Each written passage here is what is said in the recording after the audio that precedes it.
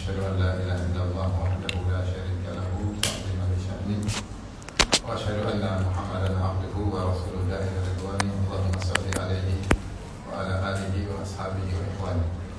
Hadirin dan hadirat yang dirahmati oleh Allah Subhanahu wa taala. Pada kesempatan kali ini kita akan bahas tentang meninjau sisi-sisi baik di balik musibah ya. Karena kebiasaan orang ketika terkena musibah atau mengalami apa yang dia tidak sukai, maka dia melalaikan sisi-sisi ini ya.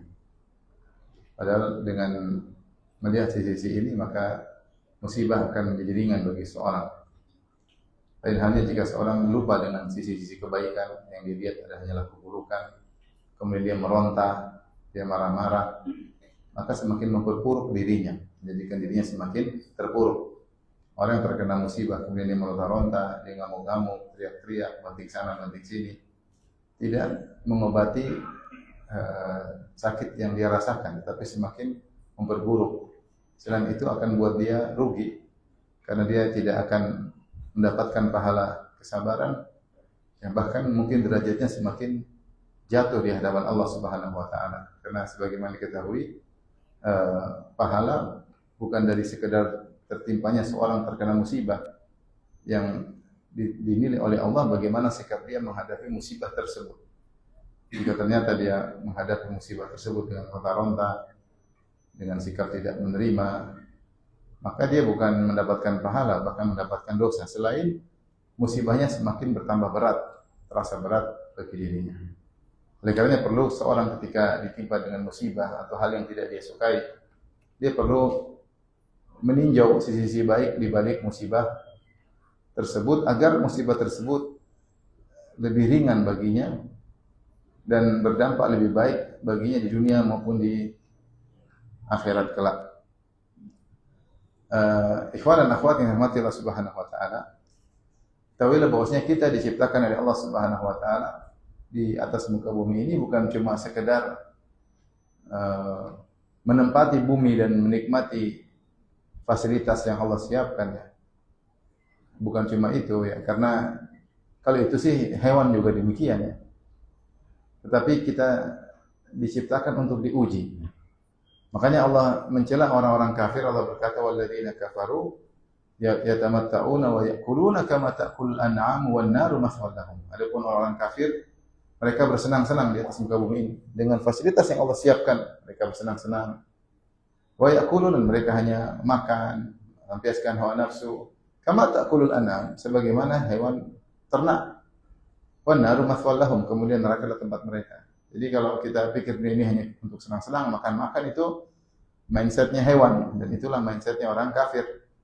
Tidak, kita diciptakan untuk diuji. Ada tujuan lebih mulia, yaitu untuk diuji. Makanya dalam hadis kata Nabi sallallahu alaihi wasallam, "Inna dunya hulwatun khadirah wa inna Allaha mustakhlifukum fiha fayanzuru kaifa ta'malun." Sesungguhnya dunia itu manis dan hijau ya. Dipandang hijau, dirasakan manis. Wa inna Allaha mustakhlifukum fiha. Dan Allah menjadikan kalian tinggal di atas muka bumi buat apa? Fayanzuru kaifa ta'malun. Allah ingin lihat bagaimana ya apa yang kalian kerjakan, apa amal kalian di atas muka bumi tersebut. Jadi diuji. Allah Subhanahu wa taala berfirman, "Kullu nafsin dha'iqatul maut wa nabluukum bisyarri wal khairi fitnah wa ilaina turja'un." Setiap yang bernyawa akan merasakan kematian. Wa nabluukum bisyarri wal khairi, dan kami menguji kalian dengan kebaikan-kebaikan, dengan keburukan-keburukan, yaitu dengan kenyamanan, dengan kesengsaraan, semuanya ujian. Kemudian kata Allah Subhanahu wa taala, fitnah sebagai ujian. Kemudian kata Allah, wa ilaina turja'un, dan kepada kamilah kalian akan dikembalikan.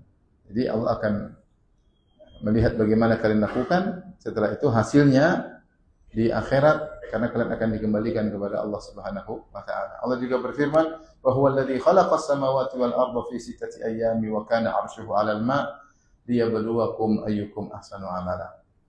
Allah mengatakan Allah menciptakan sarana dan prasarana bukan untuk kalian bersenang-senang, tapi untuk diuji. Kata Allah, wa huwal ladzi khalaqas samawati wal arda fi sittati ayyam, dia yang telah menciptakan langit dan bumi, itu sarana bagi kalian dalam waktu 6 masa.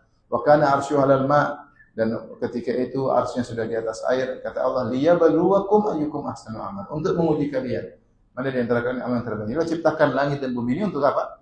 Untuk ujian. langit sebagai apa namanya? Atap bumi ini. Bumi dengan berbagai macam isinya. Bukan untuk kita makan-makan senang-senang semata, itu mindsetnya hewan, orang kafir. Puas-puasin, ya enggak. Tapi liyabluwakum ayyukum ahsanu amala. Untuk menguji kalian mana di antara kalian amal yang terbaik. Allah juga berfirman, Tabarakalladzi biyadihil mulku wa huwa ala kulli syai'in qadir, alladzi khalaqal mauta wal hayata liyabluwakum ayyukum ahsanu amala. Jadi adalah Allah yang telah menciptakan kehidupan dan kematian. Itu kita dihidupkan di muka bumi ini, ya. Untuk apa? Liyabluwakum ayyukum ahsanu amala. Untuk menguji mana di antara kalian amal yang terbaik. Oleh karenanya ini harus kita tanamkan dalam diri kita. Kita diciptakan untuk diuji. Terserah Allah menguji dengan kesenangan ataukah Allah uji dengan yang tidak kita sukai, semuanya ujian. Semuanya adalah ujian. Baik. Dan sebagaimana kita ketahui, ya, kita tidak bisa memilih dalam hidup ini. Ada hal yang kita bisa pilih dan banyak yang tidak bisa kita pilih. Ketika Allah kasih ujian-ujian, kita tidak bisa memilih untuk tidak diuji. Ujian akan menimpa siapapun orangnya. Siapapun orangnya. Mau terkenal, tidak terkenal, mau kaya atau miskin, mau ganteng atau kurang ganteng, mau cantik atau sok cantik, semuanya akan diuji. Semua akan diuji. Mau kaya, sok kaya, miskin, semuanya diuji. Emang ada yang nggak diuji? Semuanya diuji. Pejabat nggak pejabat, ya. Semuanya diuji. Ya. Nggak ada yang luput dari ujian. Ini sudah merupakan konsekuensi kehidupan. Dia adalah tabiat kehidupan.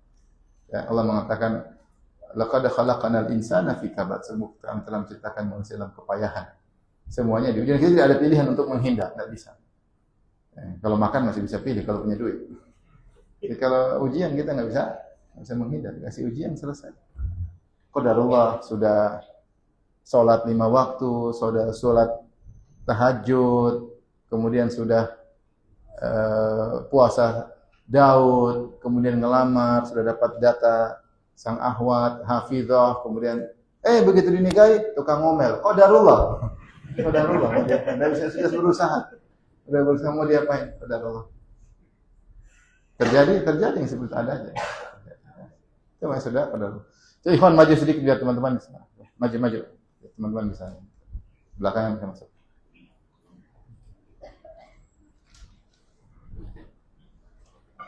Jadi banyak hal dalam kehidupan ini tidak bisa kita pilih. Ya. Allah yang pilihkan. Tinggal kita bagaimana menghadapi ujian tersebut. Kan tapi seorang mukmin jika dia tahu semuanya dari Allah Subhanahu wa taala, maka dia akan bisa berhusnudzon. Ya. Apa kata orang beriman? Qul lan yusibana illa ma kataballahu lana. Katakanlah, lan yusibana illa ma kataballahu lana. Tidak akan menimpa kami berupa musibah kecuali apa yang telah Allah tetapkan untuk kami. Sudah, itu adalah tetapkan. Sudah, ini semua Allah tahu. Allah yang bikin, Allah yang tentukan, Allah yang takdirkan. Ya. Allah berfirman, "Ma asaba min musibatin illa bi idznillah. Wa may yu'min billahi yahdi qalbah." Tidak ada satu musibah pun menimpa kecuali dengan izin Allah. Enggak ada musibah terjadi tanpa izin Allah. Enggak ada istri seorang meninggal yang dia cintai kecuali memang Allah sudah izinkan untuk dia meninggal. Tidak ada anak yang sangat dicintai tahu-tahu meninggal kecuali dengan izin Allah. Anak yang dia sayangi tahu-tahu nakal bandel kecuali sudah diizinkan oleh Allah. Semua sudah diketahui Allah dan izin, namanya izin kauni. Itu Allah izinkan dan Allah jadikan, Allah eksekusi, Allah biarkan itu terjadi semua atas ketetapan Allah Subhanahu wa taala. Nah, seorang mukmin kalau tahu semuanya dari Allah Subhanahu wa taala, maka dia akan mudah untuk husnudzan. Kenapa? Karena Allah innahu huwal barrur rahim. Allah Maha baik dan Maha penyayang. Baik, ikhwan dan akhwat yang rahmati Allah Subhanahu wa taala, maka ini adalah mukaddimah yang disampaikan bahwasanya tujuan kita memang diciptakan bukan untuk hanya mengisi permukaan bumi, ya. Kalau hewan-hewan mungkin begitu, ya. Bukan untuk memanfaatkan fasilitas tanpa ada tujuan, ya. Kita diciptakan, ya, untuk diuji. Makanya Allah mengatakan, "Afa hasibutum annama khalaqnakum abatha?" Apa kalian menyangka bahwasanya kalian annama khalaqnakum abatha, kami menciptakan cuma main-main aja, cuma diciptakan kemudian selesai? Tidak ada pertanggungjawaban, tidak ada hari kebangkitan. Tidak ada laporan hasil ujian, ada semuanya. Semuanya ada laporannya. Ya. Tapi apa sih sisi baik yang mungkin bisa kita renungkan ketika kita terkena musibah yang tidak kita sukai? Banyak. Di antaranya ikhwan dan akhwat yang hati yang pertama, seorang ketika terkena musibah, biasanya tidak selalu, tapi biasanya akibat keteledorannya, dia mungkin gerasa gerusu, ya. Dia mungkin terburu-buru, dia mungkin cepat mengambil keputusan, mungkin ada prosedur yang dia langgar, seharusnya demikian, dia langkahi, terlalu pede, sehingga akhirnya datang dari hal yang dia tidak sukai. Ya. Makanya dikatakan dalam pepatah Arab, yu'ta min haitsu ya'man. Seorang itu ditimpa musibah dari sisi yang dia merasa aman di situ. Dia merasa pede di situ, justru sering dia terkena di situ. Terkena di situ. Dia sudah pede luar biasa. Dia merasa aman, tahu-tahu dia terkena musibah dari arah tersebut. Nah, dengan seorang terkena musibah, maka dia bisa belajar ya, bahwasanya ternyata di balik musibahnya ada kesalahan saya yang lakukan. Ada prosedur yang saya langkahi. Ya, ada terlalu pede pada situasinya, saya cek dulu, ternyata saya tidak cek. Ini banyak terjadi. Di bidang kedokteran, terkadang mereka ini sudah aman. Ternyata disitulah letak kesalahannya di situ. Dia langkahi prosedur tersebut misalnya. Ya. Sehingga dengan demikian dia belajar agar tidak terulang lagi. Terulang lagi. Ya. Tidak terulang lagi. Sebagian orang misalnya berumah tangga, kemudian dia gagal. Seorang wanita misalnya, dia gagal. Dia menyadari kesalahannya. Ketika dia berumah tangga lagi, dia tidak mengulangi lagi kesalahannya. Itu terjadi. Ada orang misalnya wanita, kemudian dia menikah, menjalin rumah tangga dengan seorang, akhirnya dia mungkin salah, mungkin dia ini. Akhirnya suaminya jengkel, cerai, pisah. Kemudian dia menyesali semua, tapi suami tidak mau kembali lagi. Akhirnya nikah lagi dengan seorang lelaki lain yang beruntung, ya. Ketika dia menikahi janda ini, ternyata janda ini sudah banyak berubah. Sudah mempelajari kesalahan-kesalahannya sebelumnya, sehingga dia tidak ulangi lagi. Sehingga jadi wanita yang soleha, yang nurut kepada suami, yang bisa membawa diri, yang sabar, dan seterusnya hingga hidup bahagia. Ini contoh masih sederhana. Artinya kesalahan yang terjadi memberi banyak pelajaran kepada kita, sehingga untuk menjadi lebih baik. Jadi kalau kita ambil sisi baik, kita bilang terkena musibah, terkadang karena kesalahan kita, ya, faktornya ada pada diri kita, sehingga kita belajar ya, untuk bisa menjadi lebih baik dan tidak mengulangi kesalahan tersebut. Ya, ini salah satu poin yang mungkin bisa kita ambil sisi baik. Yang berikutnya, sisi baik yang berikutnya yang berapa? Yang kedua, bahwasanya kita tahu pengambil keputusan bukanlah kita. Ya, Allah berfirman, "Wa rabbuka yakhluqu ma yasha'u wa yakhtar, ma kana lahumul khiyar." Dan Rabbmu lah yang telah menciptakan apa yang Dia kehendaki dan memilih apa yang Dia kehendaki. Ma kana lahumul khiyar, mereka tidak punya pilihan. Hidup ini yang memilih siapa? Allah Subhanahu wa taala. Kita punya pilihan, tapi pilihan kita tidak selalu kita bisa raih. Makanya orang awam di Madinah, orang Arab berkata, anta turid wa ana urid wa hum yuridun wallahu yaf'alu ma yurid. Saya ingin, kamu juga ingin, mereka juga ingin. Tapi yang terjadi apa yang Allah inginkan. Bukan keinginanku, bukan keinginanmu, bukan keinginan mereka. Ya. Kalaupun sesuai dengan keinginan kita, itu juga sesuai dengan keinginan siapa? Allah. Jika kau berkehendak, Allah tidak berkehendak, maka tidak akan terjadi. Maka lahumul khiyarah, bahwasanya mereka tidak punya pilihan.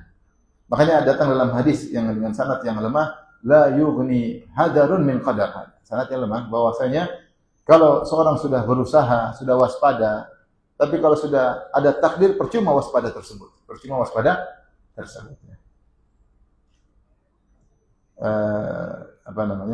Saya masih ingat ketika salah seorang ulama yang terkena COVID akhirnya meninggal dunia.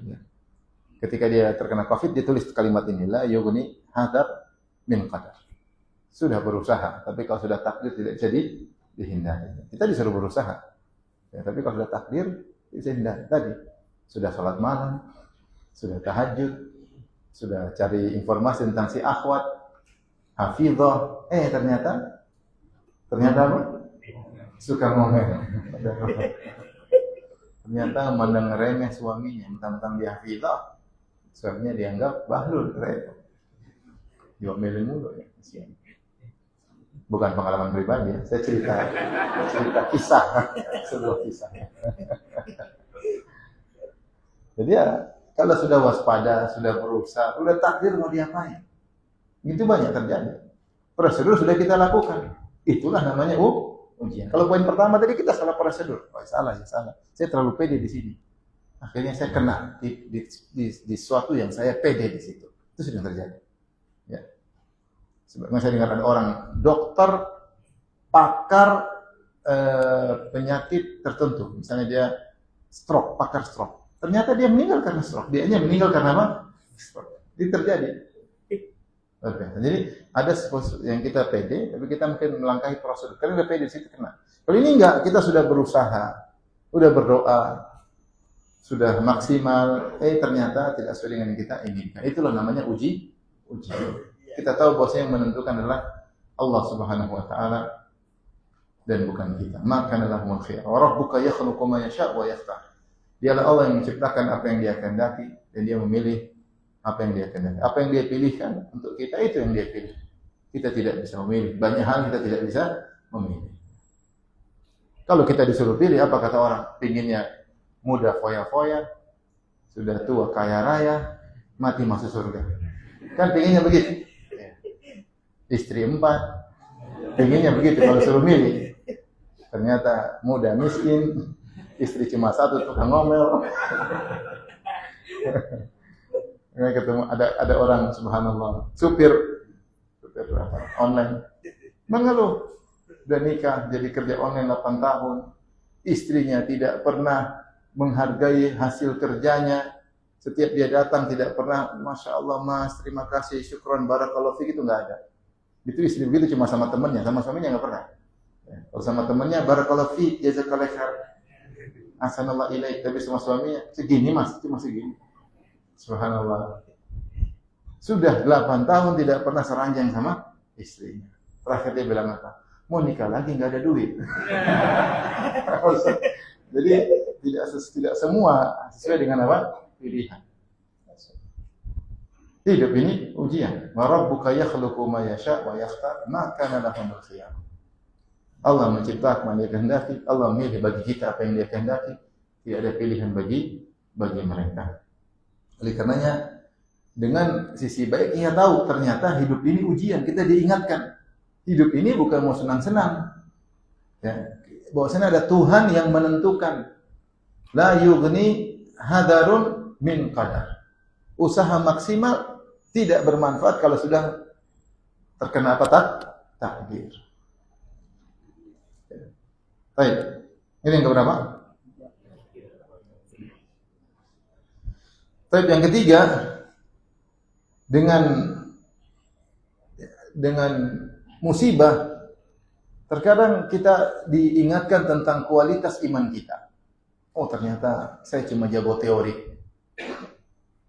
Mungkin sudah belajar kitab tauhid, sudah belajar akidah, tapi ketika diuji, situlah dibutuhkan aplikasi ilmu kita, ternyata kita tidak bisa mengaplikasikannya.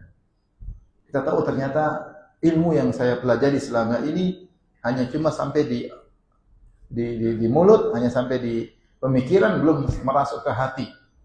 Belum bisa saya aplikasikan. Buktinya ketika kena musibah, langsung ngamuk. Tidak bilang inna lillahi wa inna ilaihi raji'un, tidak bilang qadarullah ma syaa, tidak mengatakan alhamdulillah kulli hal, ngamuk, langsung ngamuk. Lempar sana, lempar sini, langsung teriak. Ya. Ini menunjukkan bahwasanya kita diingatkan, ternyata kualitas imanmu segitu, segera perbaiki. Sebelum Allah berikan ujian yang lebih besar. Makanya Allah berfirman dalam surat Al-Hajj, "Wa minan nasi may ya'budullaha 'ala harf, fa in asabahu khairun itma'anna bih, wa in asabathu fitnatun inqalaba 'ala wajhihi." khasira dunya wal akhirah, dzalika huwal khusranul mubin. Kata Allah Subhanahu wa taala, di antara manusia man ya'budullah ala harf, hanya beribadah kepada Allah di pinggiran. Itu tidak beribadahnya cuma sekedarnya, tidak menghayati, kata Allah di pinggiran. Tidak mendalami. Belajar cuma di wawasan, bukan dihayati. Yahudi ilmunya banyak tidak? Banyak. Tapi tidak dihayati. Oleh karenanya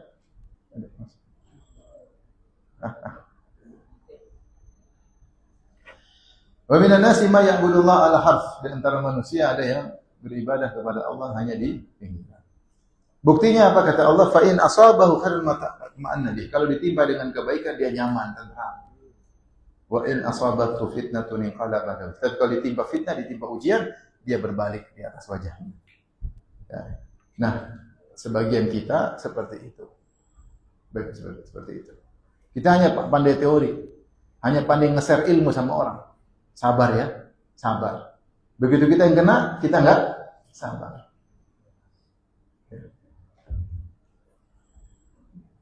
Sama sabar, kalau sama istri sabar. Begitu kita di hadapan istri, kita tidak sabar. Kita pandai nyampaikan, pandai nge-share ilmu, pandai menjelaskan. Tetapi ketika diuji ternyata kita tidak pandai menghadapinya. Maka dengan ujian Allah ingatkan kita tentang kualitas sungguhnya iman kita ini. Maka dengan begitu kita bisa berusaha perbaiki diri. Saya harus kuat ya. Apa yang saya pelajari harus saya aplikasikan dalam kehidupan. Ini saatnya saya mempelajari. Saatnya saya menerapkan ilmu yang telah saya pelajari. Kalau kita belajar kitab tauhid kan bab ma jaa fi sabar, bab tentang sabar. Ya. Bab tentang ikhlas. Bab tentang ini, bab tentang ini yang kita pelajari. Sekarang saatnya kita aplikasikan. Maka dengan ujian tersebut terkadang mengungkap hakikat seseorang. Kalau dia pandai melihat, dia akan tahu ternyata hakikatnya sekian. Makanya fitnah itu mengungkap. Dikatakan fatantu adz-dzahaba bin-nar. Saya fitnah itu dari bahasa Arab artinya membakar. Saya bakar emas dengan api untuk menghilangkan kotoran dari emas tersebut, untuk mengetahui ini emas asli atau tidak dengan dibakar. Maka fitnah demikian, fitnah itu mengungkap hakikat seseorang, kualitas iman seseorang. Sudah seorang akhwat sudah ngaji, dan ternyata ketika diuji sedikit dia tidak puasa. Padahal dia sudah lama ngaji, bahkan sudah hijabnya syar'i, bahkan panitia pengajian. Begitu diuji, ternyata gugur. Berarti dia selama ini kurang. Maksudnya kualitas imannya kurang. Maka dia harus, sehingga dia sadar tidak terpedaya dengan kajian selama ini dia ikuti. Dia harus tahu bahwasanya ini kajian adalah modal untuk saya bisa mengaplikasikan dalam kehidupan saya. Ternyata saya belum bisa mengaplikasikan. Belum bisa menerapkan. Maka ujian tersebut mengungkap hakikat seorang, dan ujian tersebut membuat kita sadar bahwasanya kita, ternyata saya salah. Kenapa saya harus marah-marah? Kenapa saya harus ngamuk-ngamuk? Kenapa saya harus suudzon sama Allah Subhanahu wa taala? Kenapa? Nah, disitulah kita perbaiki diri kita. Ini di antara manfaat ujian. Yang keberapa? Sekarang yang keberapa? Yang keempat. Yang keempat, ujian membersihkan kita dari penyakit-penyakit hati seperti ujub, sombong, angkuh, ya. Ini dengan ujian kita jadi sadar. Dengan ujian kita jadi sadar. Seandainya seorang selalu sukses dan berhasil, maka dia akan sombong dan angkuh. Saya sering sampaikan, bayangkan ada seorang kalau jualan tidak pernah rugi. Sombong atau tidak? Sombong. Wah, saya nggak pernah rugi, sombong. Seandainya dia bertanding tidak pernah kalah, sombong atau tidak? Sombong. Setiap dia ngelamar akhwat pasti diterima, sombong atau tidak? Sombong. Coba kalau ditolak, ternyata ditolak. Ada kemarin ketemu kawan, Ustaz nasihati saya, bilang saya, Ustaz Firan nasihati saya ditolak 7 kali, kata Ustaz sabar. Akhirnya ke-8 diterima. Masya Allah, ditolak 7 kali. Ini loh, kita sudah pingsan ditolak 7 kali. Dia cerita sama saya juga lupa. Dulu saya ditolak 7 kali. Ustaz Firan bilang sabar. Akhirnya yang ke-8 diterima. Ya, dengan ujian tersebut menghilangkan keangkuhan dan kesombongan. Ya. Karena kalau orang selalu di atas kejayaan, dia lupa diri.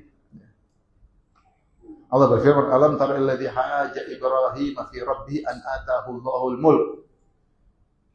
Idz qala Ibrahim rabbi alladzi yuhyi wa yumiit, qala ana uhyi wa umiit. Kata Allah, tidakkah engkau melihat tentang atau merenungkan tentang raja yang mendebat Ibrahim tentang Allah Subhanahu wa taala. An atahu Allahul mulk, ketika Allah sudah berikan dia kekuasaan. Maksudnya Raja Namrud. Yang Ibrahim mengatakan alaihissalam, Tuhanku lah yang menciptakan dan mematikan. Kata dia, qala ana uhyi wa umiit. Saya juga bisa menghidupkan, saya juga bisa mematikan. Kenapa dia sampai sombong akhirnya menyangka dirinya sebagai Tuhan? Karena Allah berikan dia kekuasaan yang lama. An atahu Allahul mulk. Tatkala dia diberikan kekuasaan. Ada yang mengatakan dia sampai ratusan tahun berkuasa Namrud ini. Sehingga ketika kuasaannya jaya, dia sombong. Seperti itu. Tapi kalau seorang jatuh bangun, kadang gagal, kemudian bangun, hilang kesombongan. Dia tahu bahwasanya dirinya itu tidak bisa apa-apa kalau tidak ditolong oleh Allah Subhanahu wa taala. Maka kesuksesan yang selalu berkesinambungan itu bisa menimbulkan apa? Kesombongan. Maka Allah perbaiki, Allah hilangkan penyakit tersebut dengan dikasih kegagalan, musibah. Saya bacakan perkataan Ibnu Qayyim rahimahullah yang mengatakan Zadul Ma'ad, dia berkata, "Laula mihanud dunya wa masaibuha, la asaba al-abda min adwa'il kibr wal ujub wal far'anah wa qaswatil qalb. Ma huwa sababu halakihi ajilan wa ajilan." Kalau bukan karena ujian-ujian dunia dan musibah-musibah dunia tidak menimpa seseorang, ya, akibatnya apa? La asabal abda min adwa'il kibr, maka seorang hamba akan terkena penyakit sombong, terkena penyakit ujub, dan terkena penyakitnya Fir'aun, yaitu sombong dan angkuh. Wa qaswatil qalb, dan juga hati yang keras. Yang itu merupakan sebab binasanya dia, cepat atau lambat. Ajilan am ajilan. Dia akan binasa. Sombong dia akan binasa, cepat atau lambat. Famin rahmati arhamir rahimin an yatafaqqadahu fil ahyani bi anwa'in min adwiyatil masaibi takunu himyatan lahu min hadhil adwa. Dan di antara rahmat Allah yang merupakan zat yang maha penyayang, rahmat Allah kepada sang hamba, an yatafaqqadahu, maka Allah mengecek dia, Allah memperhatikan dia. Jadi di beberapa waktu Allah berikan obat-obat, ya, berupa musibah-musibah yang menjadikan dia memiliki himyah, ya, mencegah dia dari terkena penyakit-penyakit tersebut. Min hadil adwa. Sehingga ketika terkena musibah dia enggak jadi sombong, dia enggak jadi ujub, dia enggak jadi angkuh. Wa hifdzan li sihhati ubudiyatihi, dan agar Allah menjaga, pertama sebagai bentuk untuk pencegahan, ya. Yang kedua untuk menjaga kesehatan peribadatannya sehingga ibadahnya tetap dalam kondisi tawadhu kepada Allah, senantiasa merasa butuh kepada Allah, senantiasa merasa hina di hadapan Allah. Wastifradan lil mawadil fasidatir radiyah al muhlikati minhu, dan kalau sudah terlanjur terkena penyakit, mulai ada benih-benih sombong dan ujub, segera hilang dengan terkena musibah tersebut. Kemudian kata Ibnu Qayyim, fa subhana man yarhamu bi balaihi wa yubtali bi ni'maihi. Maha suci Allah yang merahmati dengan ujian-ujian dan memberi ujian dengan kenikmatan-kenikmatan. Subhanallah. Ini luar biasa. Ini pengamatan Ibnu Qayyim yang sangat tinggi. Bahwasanya musibah itu punya fungsi himyah, hifzan dan istifrag. Himyatan wa hifzan wa istifragan. Himyah maksudnya mencegah jangan sampai terkena penyakit sombong dan angkuh. Sebelum dia terkena sombong dan angkuh tidak jadi. Kenapa? Allah kasih dia kegagalan. Allah kasih dia apa? Musibah. Sehingga tidak jadi sombong. Padahal kalau dia menang 10 kali sombong, baru menang ke-9, ke-10-nya gagal, tidak jadi sombong. Seandainya menang lagi, angkuh, sombong. Kemudian hifzan, untuk menjaga, dia selama ini dalam kondisi selalu butuh kepada Allah, selalu merasa hina dina, selalu merasa keberhasilan dari Allah Subhanahu wa taala, jangan sampai perasaan tersebut hilang. Makanya dikasih apa? Musibah, sehingga dia kembali kepada Allah. Wastifradan, untuk mengeluarkan racun, kalau dia sudah terlanjur terkena penyakit tersebut, ada benih-benih sombong, ujub, maka akan hilang segera. Allah merahmati hamba dengan cara demikian. Ini diantara hikmah atau sisi baik dari musibah. Yang keberapa sekarang?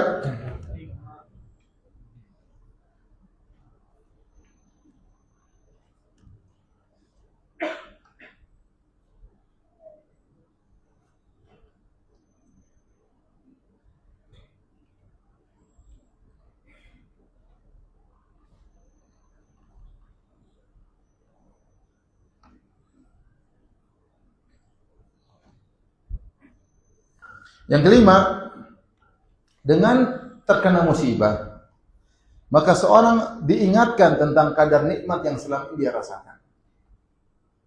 Ternyata sehat itu nikmat. Ternyata keamanan itu adalah apa? Nikmat. Ternyata hidup rumah tangga adalah apa? Nikmat. Ternyata memiliki anak adalah nikmat. Ternyata memiliki istri adalah nikmat. Ternyata punya suami adalah apa? Nikmat. Kadang orang lupa. Makanya dikatakan as-sihah tajun. Kesehatan itu adalah mahkota di atas kepala seseorang yang sehat. Tapi tidak ada yang bisa melihat kecuali orang sakit. Dia mahkota dipakai oleh orang yang sehat, namun tidak ada yang bisa lihat kecuali orang yang sakit. Orang sehat dia tidak merasa itu mahkota.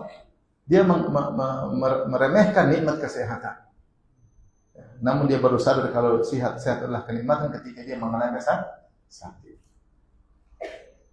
Waktu luang adalah nikmat. Namun kita nggak merasa. Kapan kita merasa waktu luang nikmat? Ketika kita disibukkan. Sibuk. Ternyata waktu luang sudah. Masa muda adalah nikmat. Kapan kita nggak rasa ketika sudah tua? Waduh, sudah tua. Sudah susah, tidak seperti dulu. Ya. Jadi dengan kita diberi musibah, kita tahu tentang nikmat-nikmat, kadar nikmat yang Allah berikan kepada kita. Nikmat bersaudara ketika kita bermusuhan, kita tahu ternyata namanya bermusuh tidak enak. Apalagi bermusuhan sama kerabat sendiri, apalagi sama kakak dan adik sendiri, tidak enak hidup seperti itu. Ya. Setelah seorang berpisah dari pasangan hidupnya dalam rumah tangga, dia tahu ternyata memiliki pasangan itu nikmat dengan segala kekurangannya. Ada kawan ribut dengan istrinya, akhirnya pisah. Pisah karena istrinya mengungkap aibnya di medsos sehingga dia tidak kuat, akhirnya pisah. Kemudian istrinya kawin lagi dengan laki lain, tetapi menjadi istri yang kesekian. Seandainya bertahan dengan dia tidak seperti itu. Artinya subhanallah ya.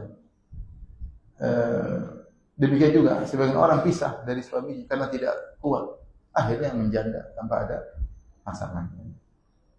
Dengan hidup yang susah. Dahulu ada yang mengayomi, sekarang tidak ada yang mengayomi. Baru tahu bahwasanya nikmat berumah tangga itu nikmat yang luar biasa. Maka terkadang kita dikasih ujian agar kita sadar. Namun apakah semua orang sadar? Tidak. Betapa banyak orang dikasih ujian tidak sadar, semakin menjadi jadi. Seorang yang beriman tentu dia mengambil pelajaran dari segala musibah yang dia rasakan. Makanya di antara sisi baik kita jadi semakin bersyukur kepada Allah Subhanahu wa taala. Dengan dikasih musibah kita tahu nanti kalau kita sembuh kita semakin bersyukur. Saya tidak mau melalaikan atau menyia-nyiakan nikmat yang Allah berikan kepada saya karena nikmat ini pernah hilang dari saya. Maka seorang berusaha untuk mengisi kenikmatan tersebut, mensyukuri dengan sebaik-baiknya. Kemudian yang berikutnya, yang keberapa? Nah, di antara sisi baik dari musibah sebagai teguran atas dosa yang kita lakukan. Terlalu banyak ayat mengingatkan bahwa musibah dari dosa. Wa ma asabaka min sayyi'atin fa min nafsik. Apa musibah yang menimpa engkau semuanya dari dirimu sendiri. Ya. Fabima kasabat aydikum, tidak ada musibah yang menimpa kecuali akibat ulah perbuatan kalian. Wa yafu an katsir. Kemudian juga Allah berfirman, "Zaharal fasadu fil barri wal bahri bima kasabat aydin nas liyudhiqahum ba'dalladzi 'amilu la'allahum yarji'un." Telah nampak kerusakan daratan dan di lautan akibat ulah perbuatan manusia. Ya, liyudhiqahum ba'dalladzi 'amilu, agar mereka merasakan sebagian dampak dari ulah sebagian perbuatan mereka. La'allahum yarji'un, agar mereka sadar agar mereka kembali. Agar mereka kembali. Jadi ketika kita terkena musibah, introspeksi diri. Saya harus banyak istighfar. Mungkin saya kurang ibadah. Mungkin saya banyak maksiat. Mungkin saya banyak buang-buang waktu. Mungkin saya kurang dekat dengan Allah. Mungkin. Kita pasti banyak kesalahan. Sampai Ibnu Taimiyah rahimahullah dalam kitabnya Qaidatun fi Sabr, dia mengatakan, seandainya kita dizalimi oleh orang, maka segera kita kembali kepada Allah. Bahwasanya tidaklah Allah mentakdirkan dia untuk menzalimiku kecuali akibat dosa-dosa yang saya lakukan. Maka yang pertama dilakukan seorang hamba adalah istighfar dan bertobat, memperbaiki dirinya. Jangan dia fokus untuk membalas kezaliman tersebut. Kata Ibnu Taimiyah rahimahullah, seandainya dia fokus membalas kezaliman tersebut dan dia lupa bahwasanya dirinya penuh kekurangan, maka itu musibah lebih besar daripada musibah kezaliman yang dia alami. Saya ulangi. Seorang dizalimi, si A dizalimi sama B. Kata Ibnu Taimiyah, si A, kalau kau dizalimi si B, benar, B yang salah. Tetapi kenapa Allah mengtakdirkan si B zalimi kamu? Pasti kau punya sebab-sebab sehingga kau dizalimi. Itu dosa-dosa yang kau lakukan. Maka seorang hamba yang benar, yang beriman, segera dia introspeksi diri dengan bertobat, kembali kepada Allah, perbaiki ibadahnya, kurangi maksiatnya. Ya. Urusan membalas, urusan belakangan. Tetapi kalau seandainya dia terkena musibah, dizalimi oleh orang, kemudian dia sibuk membalas, dan dia lupa bahwasanya dirinya punya kekurangan, musibah dia lupa dengan kekurangannya itu lebih besar daripada musibah dia dizalimi. Maka siapa sih di antara kita yang mengatakan kita ini sempurna? Kalau para nabi, para solihin yang diuji benar untuk mengangkat derajat mereka, itu kalau orang solihin, orang para ulama, ya, para wali-wali Allah. Tapi kalau model-model kita, kemungkinan karena dosa 99,99% karena dosa-dosa. Ya. Kalau para ulama, iya, para nabi, iya, mereka tidak berdosa, tapi Allah kasih ujian untuk mengangkat derajat mereka. Jadi kalau kita, kebanyakannya karena dosa-dosa kita. Siapa yang bermedsos pasti berdosa. Pasti tidak? Pasti. Pasti nonton perempuan terbuka auratnya. Pasti. Rambutnya kelihatan, lehernya kelihatan. Itu aurat atau bukan? Aurat bukan? Aurat. Pasti dosa. Macam-macam. Oleh karenanya, ketika seorang terkena musibah, saatnya dia introspeksi diri. Saya pastinya dosa-dosa. Dan dosa-dosa itu banyak. Terkait dosa maksiat mata, maksiat telinga, dosa hati. Mungkin saya sombong selama ini, mungkin saya angkuh, mungkin saya merasa tinggi, mungkin saya merendahkan orang lain. Banyak ya kalau kita mau. Mungkin ada hak yang tidak saya penuhi, mungkin hak istri tidak saya penuhi, mungkin hak anak saya lalaikan. Mungkin hak pegawai saya lalaikan, mungkin saya pernah menghina pembantu, mungkin saya pernah menghina sopir, mungkin saya pernah menghina anak buah saya, mungkin saya pernah menghina orang pinggir jalan. Banyak kita, kemungkinan dosa sangat banyak. Saatnya kita istighfar bertobat. Urusan kita mau balas, urusan kedua. Yang pertama, kita harus sadar bahwasanya ini semua menimpa akibat ulah perbuatan kita sendiri. Dan itu adalah sisi positif yang sangat positif bagi seorang ketika terkena musibah.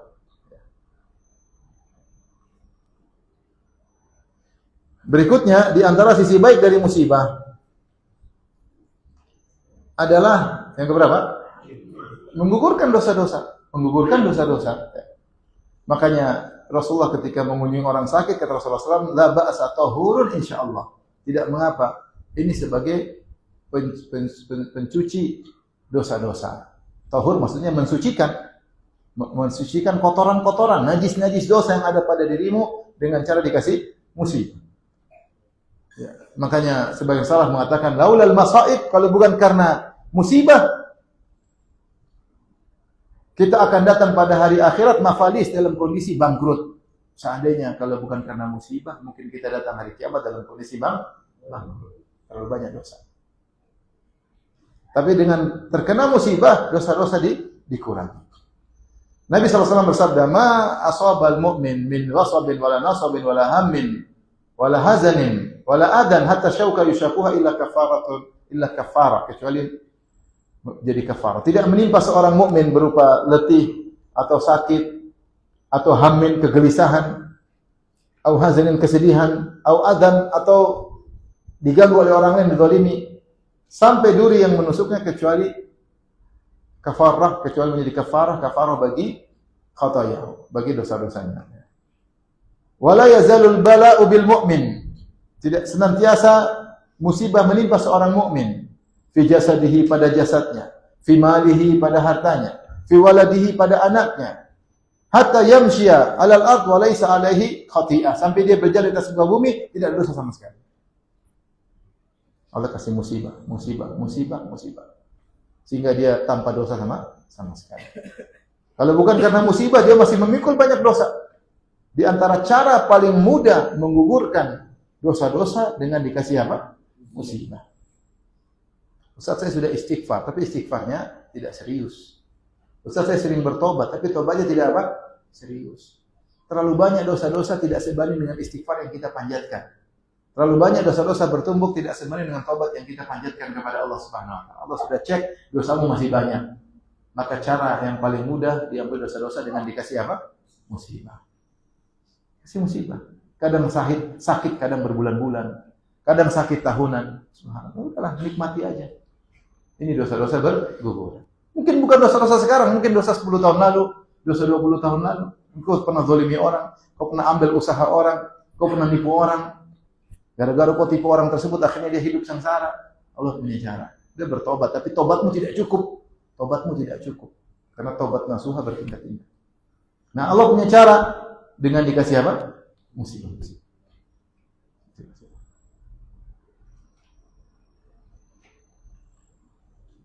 Ada seorang datang. Dia dulu ikut kelompok sesat. Kelompok suka mengkafirkan kaum muslimin. Dia datang pada saya, dia cerita, Ustaz, dia dulu amirnya lah di situ, di wilayah situ. Ustaz, ini ada orang begini Ustaz. Setelah dia keluar, dia diginikan gimana Ustaz? Saya bilang sabar, enggak apa-apa, mengurangi dosa-dosa. Karena saya tahu dia dulu waktu masih sama mereka kurang ajar orang ini. Udah, mengurangi dosa-dosa. Satu lagi Ustaz, ada orang keluar dari situ kemudian dipukulin sama anaknya. Ya saya bilang sabar. Mudah-mudahan mengurangi apa? Dosa-dosa. Akhirnya dia cerita, dia pulang sama istri cerita. Saya bilang gitu, Ustaz selalu bilang apa? Sabar. Terus dia datang lapor lagi.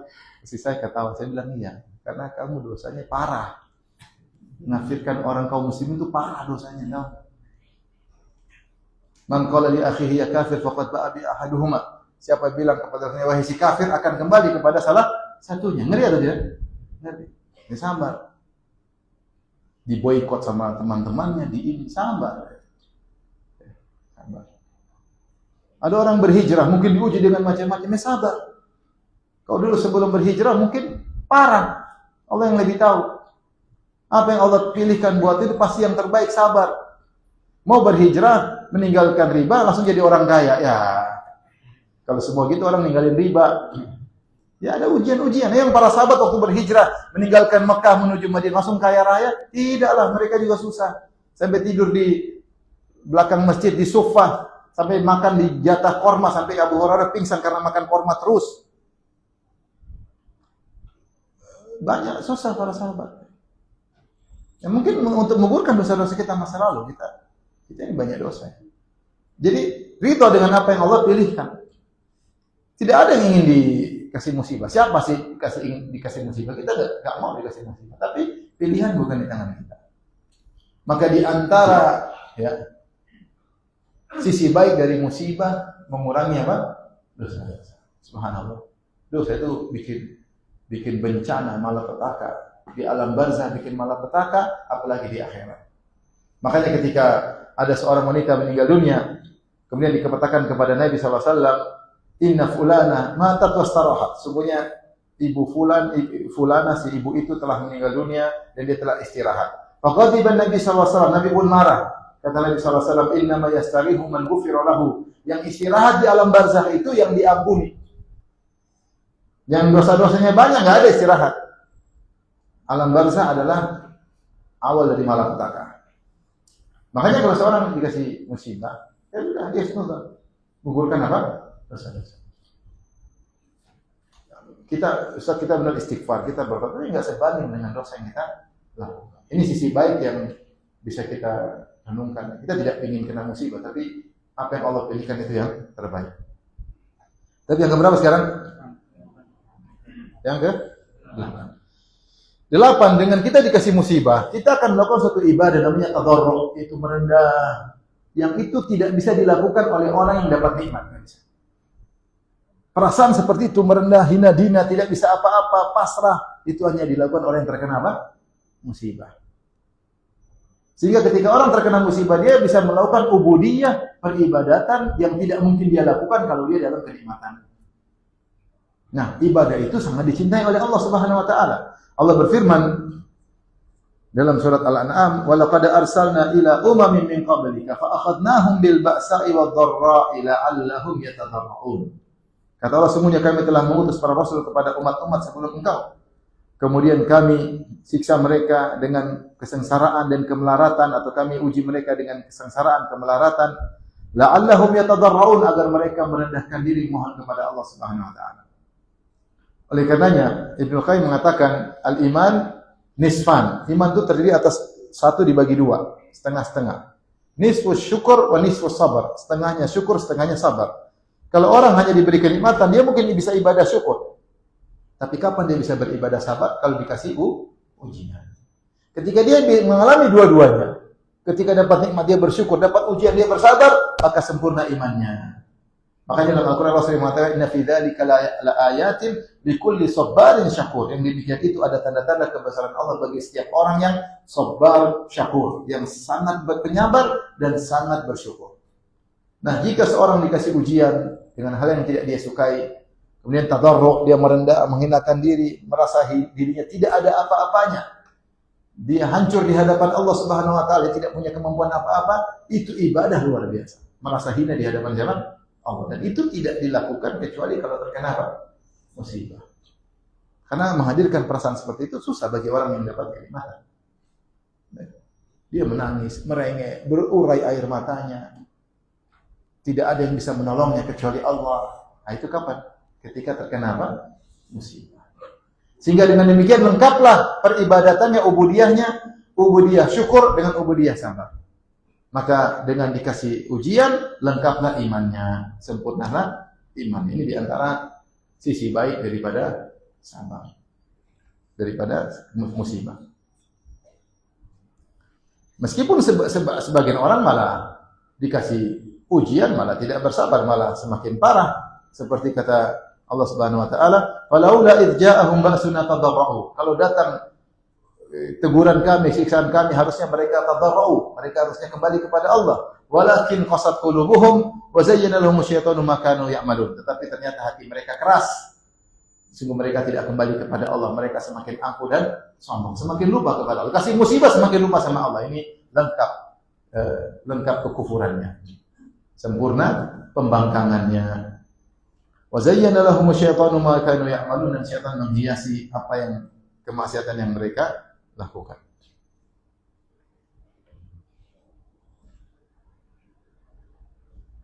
Sekarang yang keberapa? 9. Di antara fungsi musibah adalah untuk mengangkat derajat. Jadi musibah itu dia fungsinya mengurangi dosa, kalau dihadapi dengan sabar sekaligus mengangkat derajat, langsung double-double. Dalam hadis, "Idza arada Allah bi 'abdihi al-khaira ajjalahu al-uqubata fid dunya, wa idza arada bi 'abdihi syarra amsaka anhu hatta yuwaffiya bihi yaumil qiyamah." Jika Allah menghendaki